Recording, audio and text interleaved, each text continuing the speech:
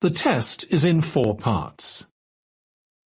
At the end of the test, you will be given 10 minutes to transfer your answers to the answer sheet. Now turn to Part 1.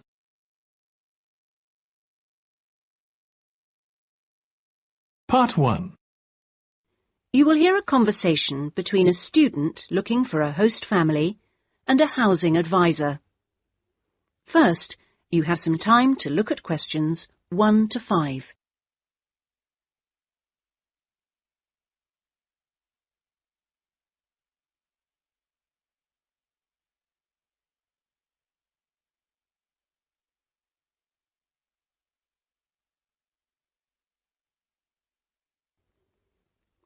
Listen carefully and answer questions 1 to 5. Good morning. How can I... I understand you help fix up students with host families. That's right. Are you interested in... Yes.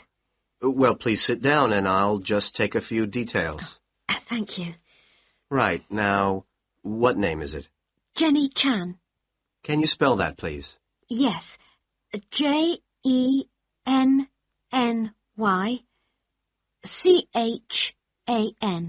Right. And what is your present address? Seaview Guest House, 14 Hill Road. Okay. And do you know the phone number there? Yes, I have it here. 2237676. But I'm only there after about 7 p.m. So when would be the best time to catch you? I suppose between 9 and, let me see, half past, before I leave for the college. Great. And can I ask you your age? I've just had my 19th birthday. And how long would you want to stay with the host family? I'm planning on staying a year, but at the moment I'm definitely here for 4 months only. I have to get an extension to my permit. You're working on it? Mm. Fine. And what will be your occupation while you're in the UK? Studying English? And what would you say your level of English is? Good, I think.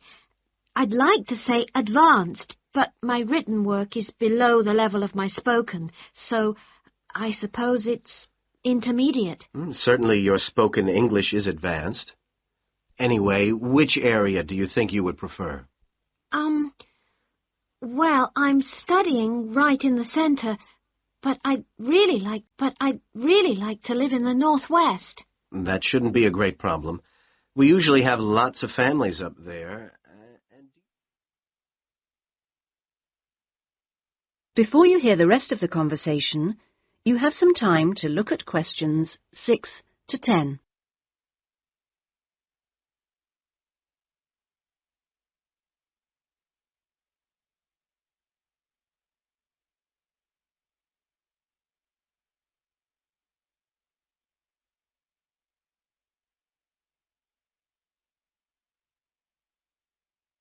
Now listen and answer questions 6 to 10.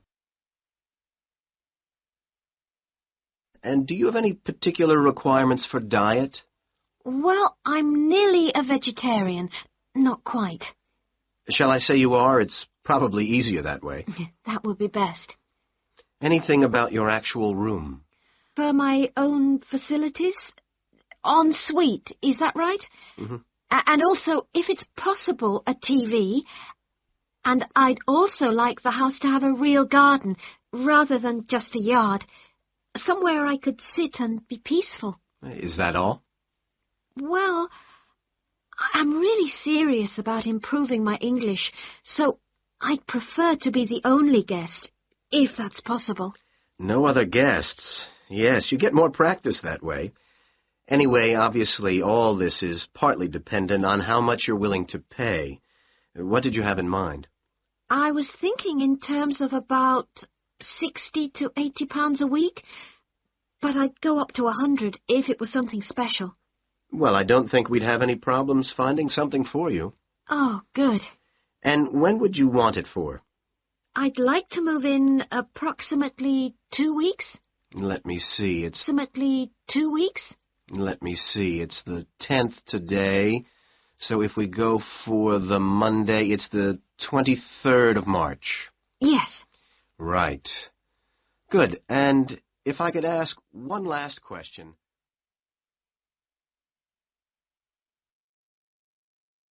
That is the end of part 1. You now have 1 minute to check your answers to part 1.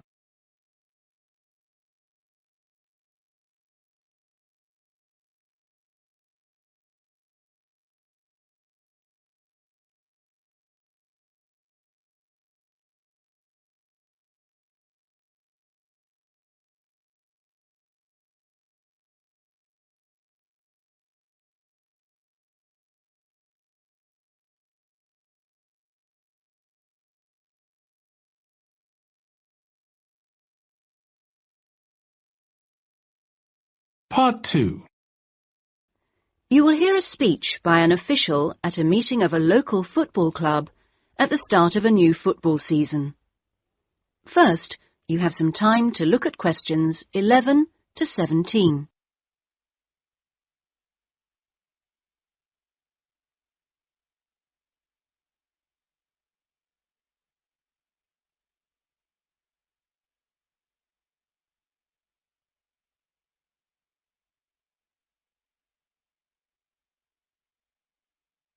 Now listen carefully and answer questions 11 to 17.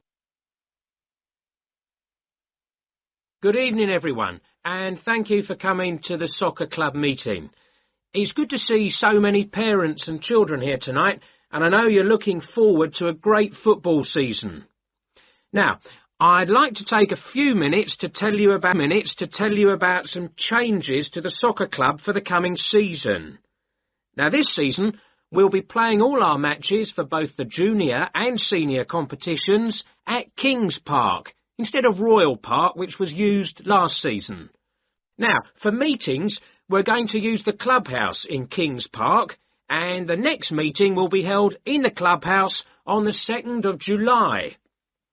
As usual, we hope to begin the season with a picnic next Saturday at the clubhouse. Please try and come to the picnic, as it's always good fun. The last week of the season, we usually have a dinner and presentation of prizes to the players, and more information about this will be given to you later in the season. This season, we have more teams than ever. We hope to have 10 teams instead of 5 in the junior competition, and they will play on Saturday mornings beginning at 8:30 a.m. Training sessions on Wednesday afternoons for the juniors, and they will be wearing red shirts again this year. In the senior competition, there will be 4 teams, same as last year, and their games will be played on Saturday afternoons, starting at 2:30. It will be at a 2 o'clock start, and the training session for seniors is planned for Sunday afternoons. Before you hear the rest of the speech, you have some time to look at questions 18 to 20.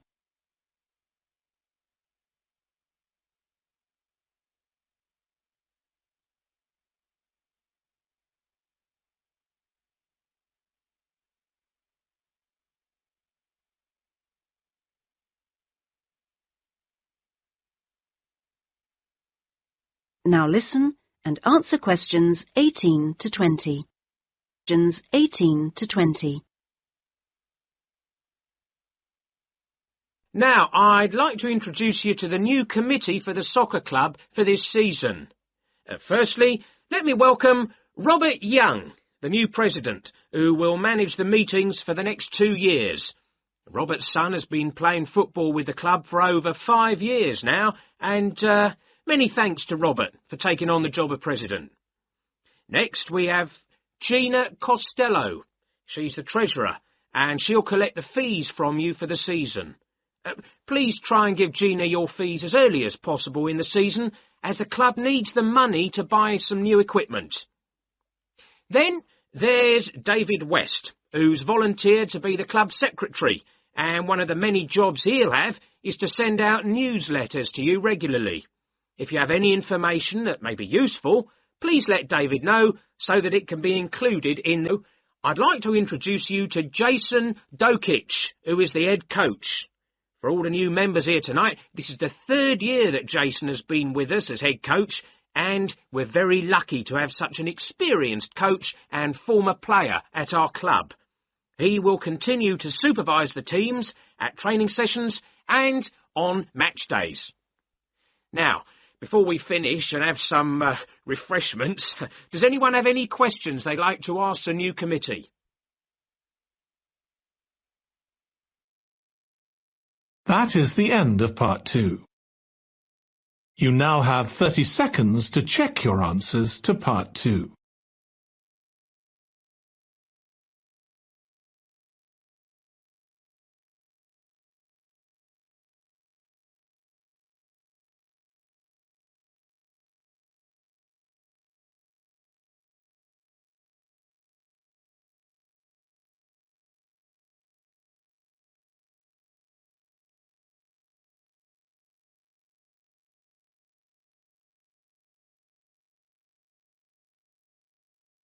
Part 3. You will hear a tutor and 2 students discussing a business case study. First, you have some time to look at questions 21 to 24.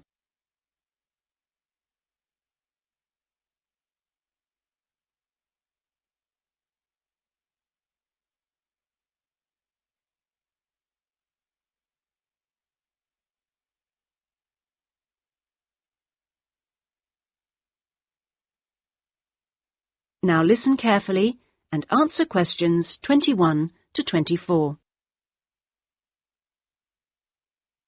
Right, Jason and Karen. Now, I asked you to look at the case study for Telecom as part of your exam assessment. It's interesting because they're in the middle of problems at the moment, and I want you to track how they deal with them. Let's start with you, Karen. Having read through the case study, can you just summarise what the problems were that Box Telecom had to take on board? Yeah. Well, of course, what first came to their attention was that despite a new advertising campaign, they were suffering from falling sales, and this is something that had many causes. On top of that immediate problem, what had also happened over the last 2 years was that although they had invested in an expansion plan, they had to face up to increased competition. And before they had a chance to get to grips with the effects of that, they were stalled by a strike, and it was just when they were thinking about making a colossal investment in new machinery for their plants. So they were really in trouble. Yes, I think that's fair. And, Jason, now, you contacted the company, didn't you? What did the company define as the reasons for these problems? Well, I think they've hit on the right things. It would be easy to say they had invested too heavily or at the wrong time, but in fact the signs were good, and what they were set back by was high interest rates. At the same time, their longer-term problems, which were affecting their market share, were eventually credited to poor training, and having looked at the details in their last report, I think that's right. Before you hear the rest of the discussion, you have some time to look at questions 25 to 30.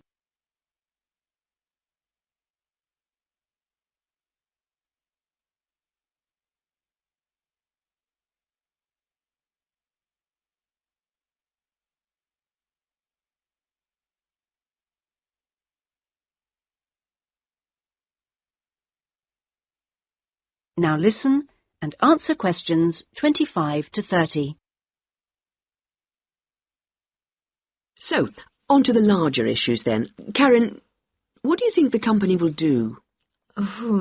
Well, obviously they have the choice of accepting the very favourable terms that another company, KMG plc, have given them to buy them out. That would mean creating a new company with a new image. Or they could decide on a bolder move and offer some new shares if they wanted. But I think they're much more cautious than that and expect they will start trying to find individuals who'd be prepared to back them with some of the capital they need.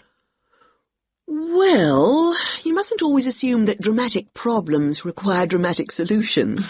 Sometimes there's a simple fix, such as changing the guy at the top. If they truly are, I suspect they will seek to shut down some of their shops. But a more ambitious approach, and one which I think would have more chance of success, would be to alter how they're running things, the management layers and the processes. So, in your analysis, try to think of all the options. Jason? Yes, it's interesting because I found it a really useful company to study. Its problems cross all types of industries, and it's lucky it's so big. A smaller or even medium-sized company would have gone under by now. Ah, well, in fact, what I want you two to do is to go away when we've finished our discussion today and write a report. We've looked in general at the telecommunications market in the UK over the last few sessions, and I want you to take Vox Telecom as an example and suggest some ways in which they might overcome their problems, and outline the reasons why you think as you do. But try and keep it intrinsic to the company rather than dragging in other examples. Is that okay, Karen? Yes, I think I can do that. Personally, I've got great hopes for it. I think it will recover. That advertising campaign they did was very strong, and they're very innovative with their products. They set new trends. The company's got to recover, don't you think, Jason? I'm not sure. I think it can, but it's not a foregone conclusion unless they manage to attract the right level of investment. The company definitely needs a boost, and to attract more highly skilled workers if their recovery is to be long-lasting. When I was talking to the marketing manager, he said to me that he thinks the company had got a great management team. But he would say that, wouldn't he? But they are suffering from having to work with outdated production machinery, and that could cost a lot to put right. Well, personally, I think the stock market is to blame. I think they were expecting too much of the company, and then inevitably it looked bad when it didn't perform. The market should have had more realistic expectations. And I disagree with you about the advertising campaign, Karen. That's where they could do with some innovation to get sales kick-started. Anyway, let's see what you come up with those.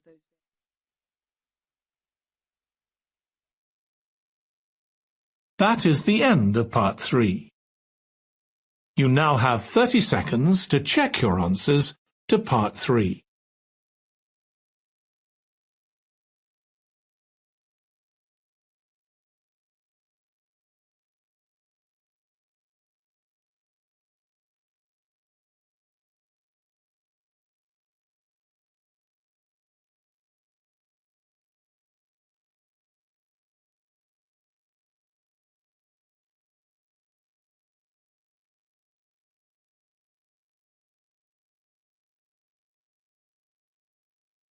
Part 4. You will hear a university librarian giving a talk to new students. First, you have some time to look at questions 31 to 40.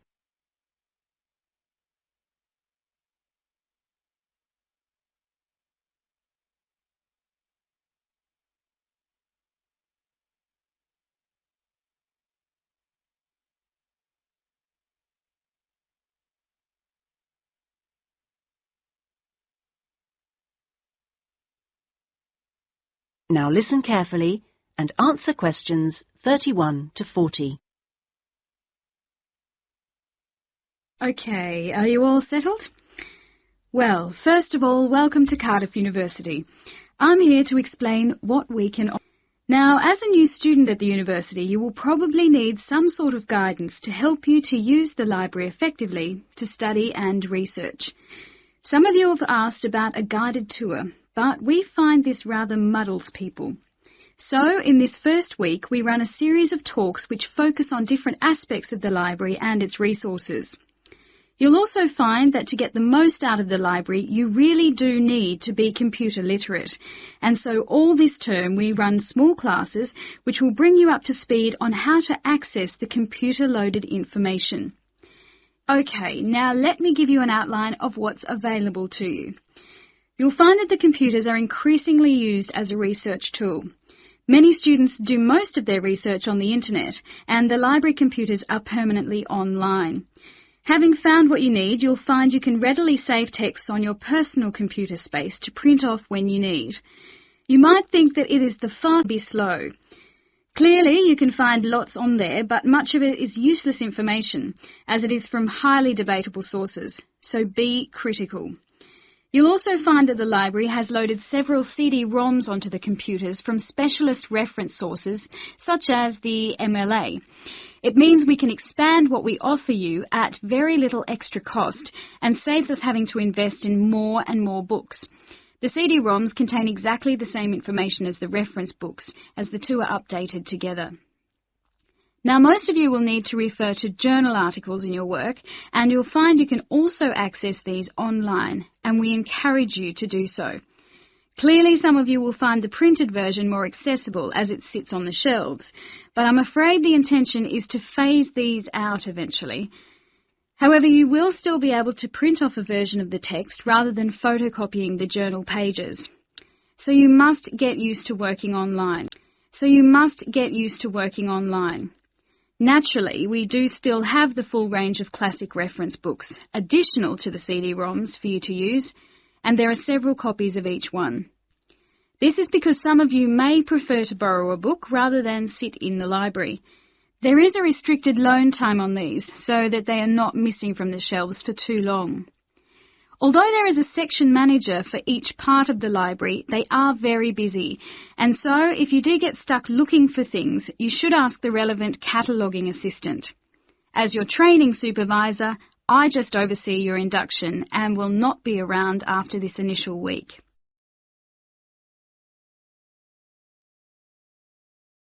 Some of you may be interested to know that the library is offering specialised training sessions on writing a dissertation.